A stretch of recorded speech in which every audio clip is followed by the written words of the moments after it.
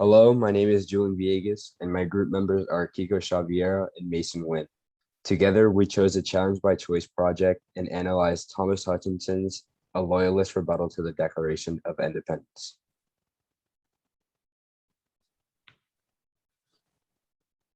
Thomas Hutchinson was born September 9th, 1711, into a family of dissidents and was a descendant of the late Anne Hutchinson. Throughout his life, he was a committed loyalist who believed the revolutionary idea was mainly from hotheads such as Samuel Adams. He had many positions in the Massachusetts government, such as Chief Justice, Lieutenant Governor, Acting Governor, and finally Governor from 1771 to 1774, when he was appointed by the King. In his government positions, he had a hardline stance against independence and strongly opposed the rebellion. He played a prominent position in the Massachusetts government during controversial issues such as the Stamp Act and Sugar Act, and he was the acting governor during the Boston Massacre and Boston Tea Party. This meant the Patriots didn't like him because they associated him with those conflicts. During his time in office, hardline patriots raided his mansion and burned it down, and he was barely able to make it out alive. Soon after the Boston Tea Party, he was replaced by General Thomas Gage. Having no strong reason to stay in the colonies and feeling somewhat isolated from the general population due to his loyalist views, that influenced him to move to England and serve as the king's advisor on colonial issues until he died on June 3rd, 1780. Thomas Hutchinson crafted this criticism in order to refute the outlandish claims of grievances presented by the colonists in their continual struggling relationship with Britain. Since he was a British loyalist, also known as a Tory, he is dedicated to providing a counterargument for the British Prime Minister as well as King George III.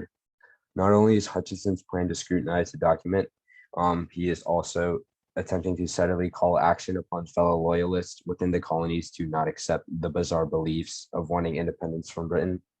This is done by his substantial evidence supported by his claims and breakdown of every segment of the Declaration of Independence.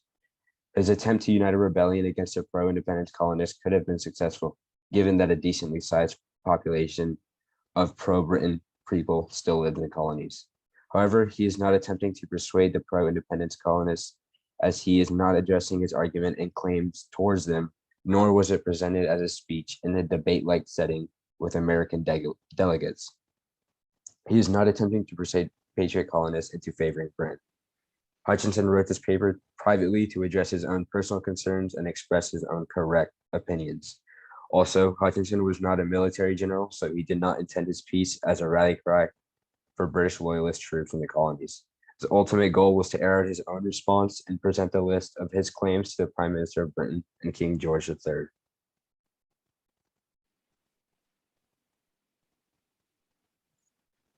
Thomas Hutchinson spends a lot of time singling out or indicating the audience that he wants to reach throughout the article, and this audience becomes evident within the usage of the words "my lord."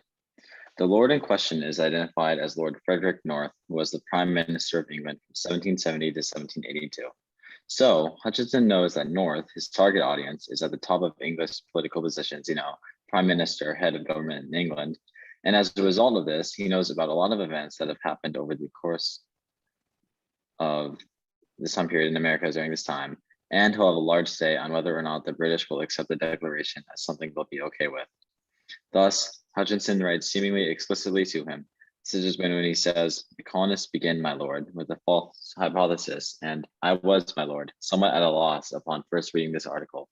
And when he also uses specific events like the burning of the Gaspee, or the description of the riotous and violent opposition to government in the town of Boston, which alarmed the whole kingdom in the year 1768. By mentioning North's name and formality frequently, Hutchinson is pretty confident that North will read the article, and because of his position of Prime Minister and English nationality, will agree with Hutchinson's claims and disregard the declaration as an illegitimate document. Despite this, beyond North, Hutchinson's writing also reaches other audiences. Loyalists also know about the events that happened within the colonies that Hutchinson is talking about and share the same pro-British perspective on them, which encourages them to read the rebuttal. The English crown could also be reached by the rebuttal as a result of North reading it. And then finally, patriots are specifically mentioned and denounced in the article multiple times. Hutchinson calls on them through statements like, the House of Representatives raised the most frivolous objections against the authority. Statements like these are put in to seemingly anger the patriots, which in turn could cause them to refute it.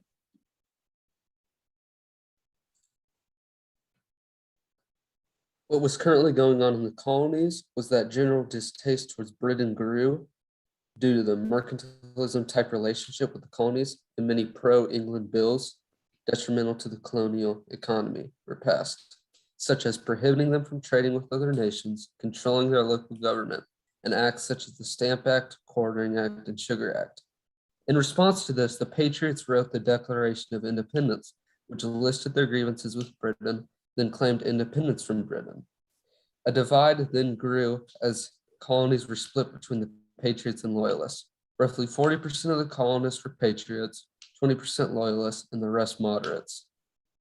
After the Boston Massacre, and notably the Boston Tea Party, Britain developed a hardline stance towards the colonies, going even as far as to closing the Boston port until the wasted tea from the Boston Tea Party was paid for. The Declaration of Independence also prompts Thomas Hutchinson to write a rebuttal and give it to the Prime Minister. Generally, patriots would see Hutchinson's rebuttal as turning a blind eye to Britain's policies, while loyalists would see it as the truth in the colonies. Again, Hutchinson wrote this rebuttal in spite of the recent draft of the Declaration of Independence, primarily written by Thomas Jefferson and other Patriot colonists, which was publicly adopted on July 4th, 1776. The Declaration of Independence caused a surge of collective national identity among the colonists that were heavily committed to gaining independence from Britain. Additionally, pieces of writing such as Common Sense by Thomas Paine had already been in circulation within the 13 colonies. Paine's publication of Common Sense was in January of 1776, and it had spread like wildfire within the colonies. It had extremely influential impacts with Enlightenment ideals. During 1776, conditions between Britain and America were already headed south, as our American Revolutionary War had kicked off in April in 1775 with the Battle of Lexington and Concord. Tories were ostracized from society during this time period, as they were not the favored majority compared to the Patriots. Hutchinson is a direct example of this effect when Benjamin Franklin and Thomas Cushing publicly published private letters to correspondents in England revealing that Hutchinson supported the further restraint of liberty. What Hutchinson is communicating is that he is at a disagreement with the Patriot colonists and the Liberty movement. That was in June of 1773, which was 3 years prior to the drafting of the Declaration of Independence and Hutchinson's rebuttal. Hutchinson felt an urgent need to declare his own rebuttal because he felt that the rising movement was gaining too much power within the colonies over baseless and false claims against the British Parliament. In a sense, he had a now or never mentality. It was his role as a king's advisor to inform him of pressing issues. Hutchinson felt that it was his duty as a British loyalist to write and heavily critique the grievances presented by the colonists because relationships were souring too quickly for Britain's comfort if they wanted to maintain their mercantilist ties with the colonies.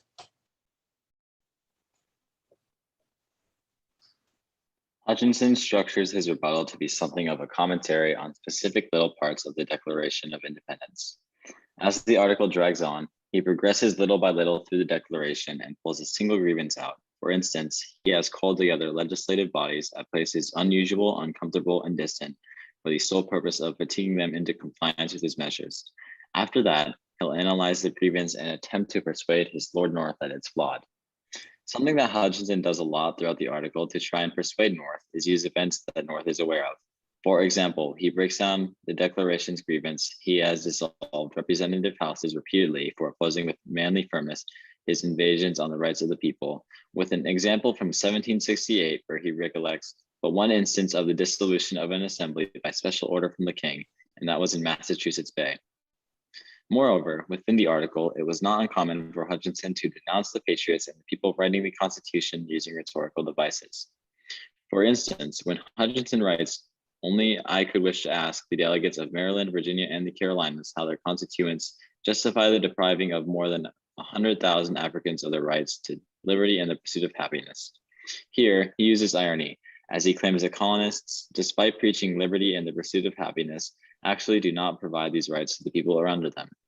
Hyperborea is also used by Hutchinson when he says, How has the king obstructed the operation of this act? In no other way than by refusing his assent to the Colony Act for further encouragement. And again, when he says, what claim could any of the colonies have to a territory beyond their own limits? No other security against an improper settlement of this country could have been made equally judicious and unexceptionable. Finally, Hutchinson uses a lot of sharp diction, which indicates his views on the Declaration of Independence and his utmost loyalty to the British Empire.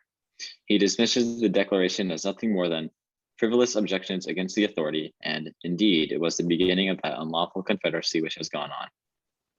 These both imply that Hutchinson thinks that the Declaration was created by fools who don't know what they're talking about, and that the attempted revolution is also foolish. Moreover, at the very end of the piece, he describes his relationship with Lord North to be a most humble and most obedient servant, which implies he embraces British power and looks at them in a positive light.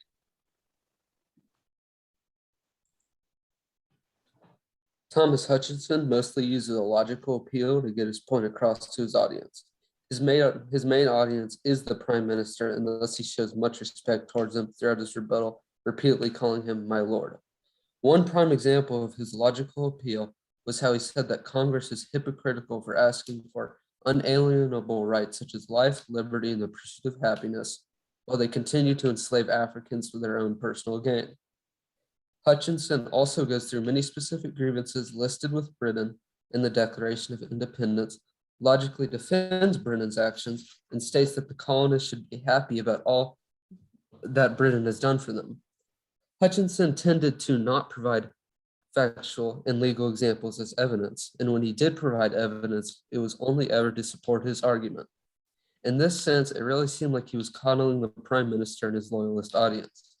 This aspect makes his rebuttal seem completely out of touch with the Patriots. An example of this is how one of the Patriots leaders' grievances with Britain, listed in the Declaration of Independence, is how all the judges in the colonies are elected by the British, but Hutchinson says that the colonists should feel lucky to even have judges at all. Hutchinson's statement would anger the colonists, as it implies that they are a lesser citizen than the British. In conclusion, Hutchinson's underlying bias is very noticeable, and he is clearly pampering the Prime Minister, which is unappealing to all but the Prime Minister, the British Parliament, and the Loyalists. This in turn limits the wide range and scope of Hutchinson's words and hurts his credibility in the colonies. Hutchinson delivers an aggressively critical tone in his response to the Declaration of Independence off the rip. He does not falter this attitude as he maintains a scrutinizing tone throughout the whole document. For instance, Hutchinson writes, "I thought there would have been more policy in leaving the world altogether than in offering such false and frivolous reasons in support of it." Hutchinson uses condescending words to portray himself as highly intelligent and superior in the process of belittling the colonists' frivolous claims. He does this to reiterate his critical tone and is willing to shut down the colonist argument quickly. With this first paragraph that analyzes the first segment of the Declaration of Independence, Hutchinson writes, "They begin, my lord, with a false hypothesis." Again, he opens with a harshly critical line to again reinforce his critical tone, while also showing respect for the upper echelon that this is being addressed to. Hutchinson follows his argument later in the document by writing, "This is a willful misrepresentation made for the sake of the brutal insult," at the close of the article. Again, Hutchinson uses bold and accusatory words such as misrepresentation, brutal, and insult to firmly claim that the colonists unjustly exaggerated British power and authority. Again, this in turn reinforces his critical tone. Later, Hutchinson applies his critical and blunt attitude by simply stating, "This is too nugatory to deserve any remark." Here, he does not feel obliged to commentate on a segment of the document because he believes that it is too weak to even require a counter argument to it. A straightforward approach to this part contributes to a scrutinizing tone because it does not even have to try to debunk the document's claims. One of the final lines made by Hutchinson reads, "The people have not observed this fallacy in reasoning from the whole to part, nor the absurdity of making the governed to be governors." This is a harsh way to wrap up the analysis, but it maintains his aggressively critical attitude. He calls out the stupidity in the colonists' beliefs that they could successfully govern themselves after separating from Britain. He addresses their reasoning as a fallacy or a lie. He firmly believes that the colonists are idiotic with his disparaging attitude. His writing is heavily influenced by his feelings and biases against the Patriots, so it categorizes its analysis as a subjective piece of writing. This is what heavily influences his negative and condemning tone.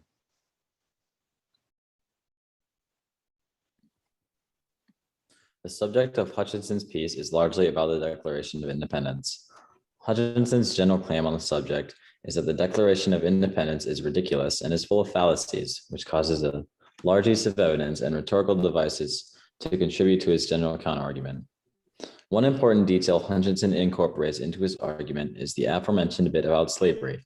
Only I could wish to ask the delegates of Maryland, Virginia, and the Carolinas how the constituents justify the depriving more than 100,000 Africans of the rights to liberty and the pursuit of happiness, where he points out the irony of the colonists preaching for freedom despite their restrictions of the freedom of African slaves.